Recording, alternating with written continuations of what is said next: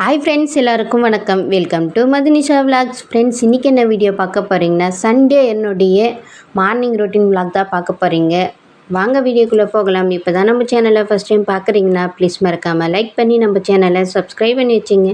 அப்போ தான் நம்ம போடுற கிராமத்து வாழ்க்கை, என்னுடைய லைஃப் ஸ்டைல் எல்லாம் உங்களை வந்து சேரும். என்னுடைய இந்த கிராமத்து வாழ்க்கை பிடிச்சிருந்தா ப்ளீஸ் சப்போர்ட் பண்ணுங்கள். நம்ம சேனலை தொடர்ந்து சப்போர்ட் பண்ணுங்கள். வாங்க இப்போ வீடியோக்குள்ளே போகலாம். சண்டே காலையில் டே வந்து 6 மணிக்கே ஸ்டார்ட் ஆகிடுச்சு. இன்றைக்கி சண்டே கிராமத்துலலாம் சண்டே மண்டே அந்த மாதிரியெல்லாம் கிடையாது.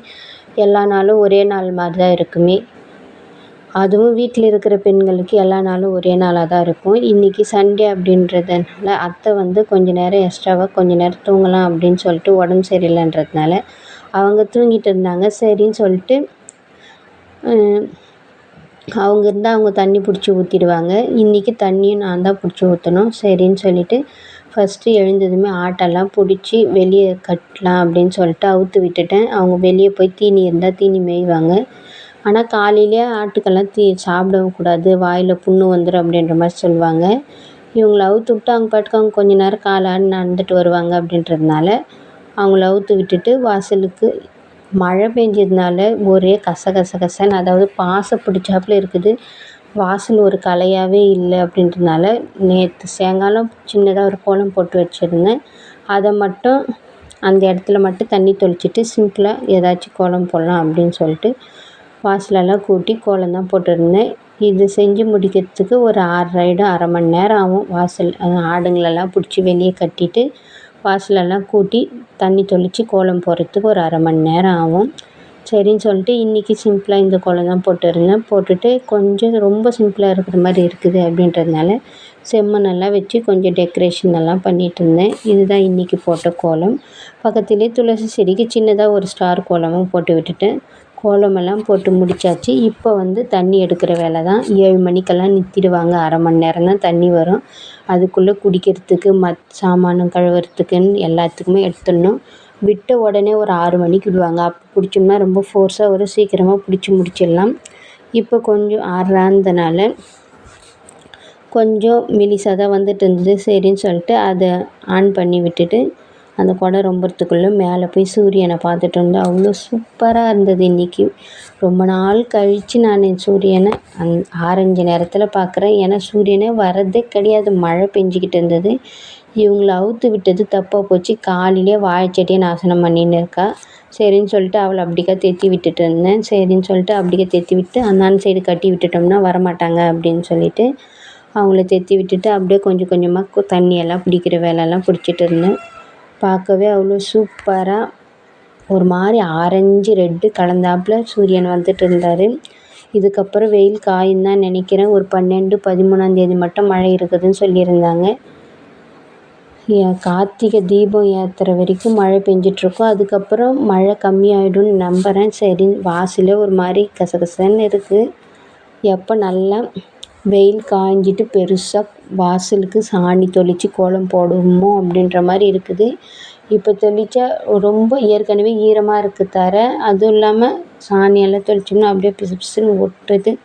சீக்கிரம் காயவே மாட்டேங்குது. கோலம் போட்டாலும் ரொம்ப பளிச்சுன்னே தெரியவே மாட்டேங்குது. சரின்னு சொல்லிட்டு கோலம் போட்டுட்டு தண்ணி வீட்டுக்கும் எடுத்துகிட்டு தண்ணி எடுக்கிற வேலை முடிஞ்சிச்சு. சரின்னு சொல்லிவிட்டு பால் இல்லை, சரி வர காப்பி மாதிரி போட்டு குடிக்கலாம் அப்படின்னு சொல்லிட்டு வர காப்பி தான் போட்டுட்டு இருந்தேன். குட்டி பொண்ணு எழுந்து வந்துட்டாங்க. இப்போ ஒரு டைம் ஒரு 7 மணி இருக்கும். 7 மணிக்கெல்லாம் குட்டி பொண்ணு இன்றைக்கி எழுந்துட்டாங்க. ஒரு சில நாளில் 7 மணிக்கு எழுந்துக்குவாங்க, ஒரு சில நாள் 6 மணிக்கே எழுந்துக்குவாங்க. இன்றைக்கி 7 மணிக்கு எழுந்து வந்துட்டு எனக்கு பப்பு வேணும் அப்படின்னு கேட்டுட்டு இருந்தாங்க. சரின்னு சொல்லிவிட்டு கொண்டக்கடலையும் உருளைக்கிழங்கும் போட்டு இந்த சைடு குக்கரில் வச்சுட்டேன். குருமா மாதிரி செஞ்சுக்கலாம். இட்லி ஊற்றிட்டு மதியத்துக்கு இதே குருமா குழம்போடு சாப்பாடு செஞ்சுக்கலாம் அப்படின்னு சொல்லிவிட்டு அரிசி ஊற வச்சுட்டு இந்த சைடு வந்து குக்கரில் வந்து அந்த இது போட்டிருந்தேன். அத்தை வந்து கூப்பிட்டுட்ருக்காங்க. குட்டி பொண்ணு நான் போகமாட்டேன்னு சொல்லிட்டு இருந்தேன். ஏன்னா தூங்கி எழுந்ததும் யார் மேலேனா ஃபஸ்ட்டு யார்கிட்ட போகிறாங்களோ அவங்கக்கிட்டே தான் இருப்பாங்களே ஒரு அரை மணி நேரத்துக்கு. சரின்னு சொல்லிட்டு இறங்குமா, டீனா வெடி கட்டலாம் வர காஃபினா அப்படின்னு அதுக்கும் இறங்க மாட்டேன்ட்டாங்க. சரின்னு சொல்லிட்டு நான் அப்படியே சொம்பில் ஊற்றிட்டேன். அத்தை வந்து பாத்திரம் நேற்று சாயங்காலம் கழுவி வச்சுருந்த பாத்திரத்தெல்லாம் எடுத்து அடுக்கிட்டு இருந்தாங்க. எனக்கு பாத்திரம் கழுவுறது, துணி துவைக்கிறது இதெல்லாம் கஷ்டமாக தெரியாது. ஆனால் அதை எடுத்து மடித்து வைக்கணும் துணிங்களை. இந்த பாத்திரத்தெல்லாம் எடுத்து அடுக்கி வைக்கணுன்னாலே கஷ்டம் தான். என்ன மாதிரி யாரெல்லாம் இந்த மாதிரி சோம்பேறித்தனம் பண்ணுவீங்கன்னு கமெண்ட் பண்ணுங்கள்.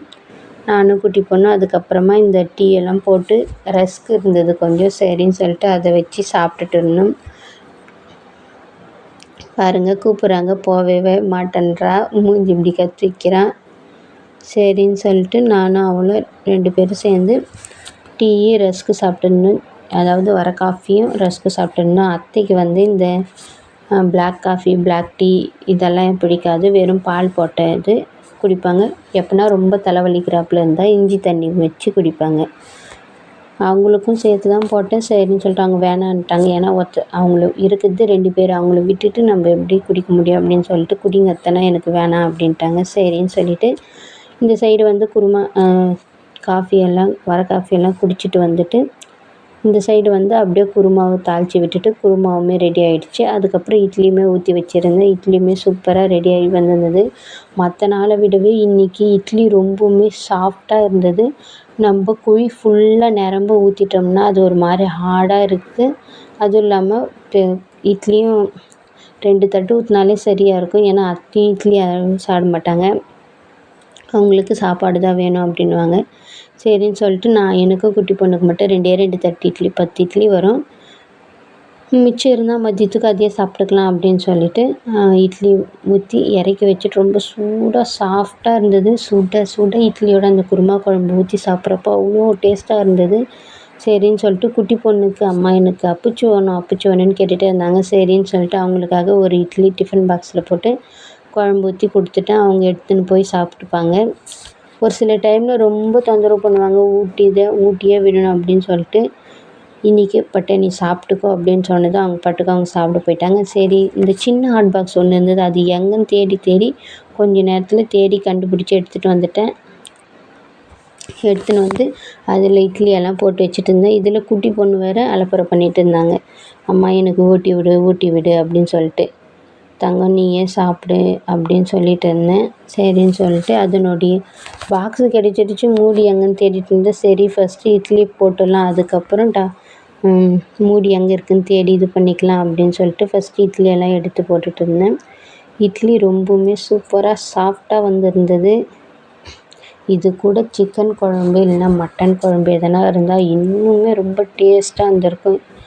எனக்கு சண்டே அத்தையும் வேலைக்கு போயிட்டாங்க, மாமாவும் வேலைக்கு போயிட்டாங்க அப்படின்றதுனால இந்த சண்டே எனக்கு குட்டி பொண்ணுக்கு இந்த மாதிரி தான் சிம்பிளாக தான் போச்சு.